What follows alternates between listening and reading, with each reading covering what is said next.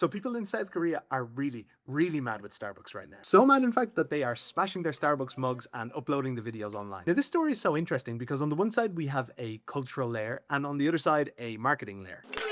So let's get into it. Why the hell are people doing this? Well, it all started with a campaign that Starbucks Korea launched on 18th of May. Now, if you're not Korean, that date probably doesn't mean much to you. But in South Korea, it's actually one of the most important dates in modern history. Because on the 18th of May 1980, the government sent paratroopers into the city of Gwangju in tanks to crush pro-democracy protesters, and hundreds of people died. Now, you might be asking, what did Starbucks have to do with this? Well, it just so happened that they created an extra large mug, and because of its size, they called it the Tank. They then launched it on the 18th of May, the anniversary of this massacre, and called the launch Tank Day. Not good, but it gets worse. Because the slogan that they used for the campaign, roughly translated, is thwack on the desk. Which again, might not seem important to you and I, except that exact phrase was the headline of a news story about the torture and death of a student activist in 1987. Which was a completely separate event, but part of the same pro-democracy movement. Now this is where it gets interesting, because the police story at the time was that the student had died because an officer had hit the desk with a thwack. So the slogan, that specific phrase, links to that moment. Not good either. But it gets worse, because how did this get written? The marketing team say that they used an AI tool to generate the slogan, and when they sent the campaign to their manager for approval, the managers didn't even open the attachment. They just approved it. Nobody looked. Personally, I actually think that the AI story is a bit of an excuse, because the AI doesn't approve the campaigns, the humans do. Somebody somewhere signed off on this,